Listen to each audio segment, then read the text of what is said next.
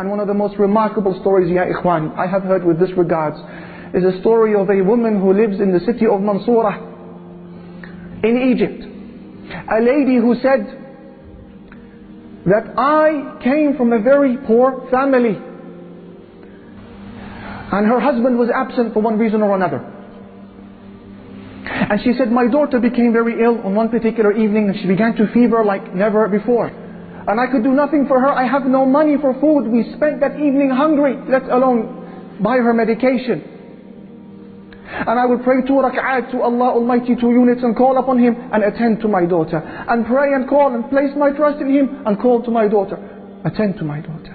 And the hours would pass. It was now midnight, 12 o'clock, 1 o'clock in the morning. Then they hear a knock on the door. Who is it? It's the doctor. It's the doctor. So the lady, she puts on her hijab. She opens the door. Assalamu alaikum. Wa alaikum assalam. Where is the girl? He says. The lady, she says, she's in the room. Allahu Akbar, who sent him? He comes into the room. He checks her. Prescribes for her medication. And then leaves the house. And he says, payment please. Payment. And the woman began to cry. She said, doctor, I don't have anything to pay you. He said, what do you mean? How rude of you. You should be ashamed of yourself. Don't you have any shyness? You call me in this late hour of the night to attend to your daughter, and you know you have no wealth to pay me. She said, doctor, wallahi, I didn't call you. I don't even have enough money to buy a phone.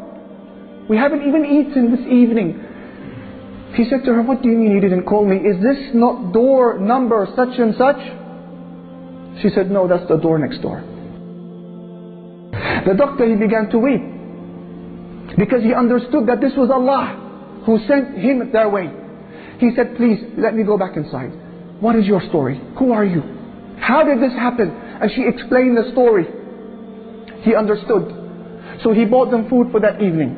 And he went and he purchased and delivered the medication himself.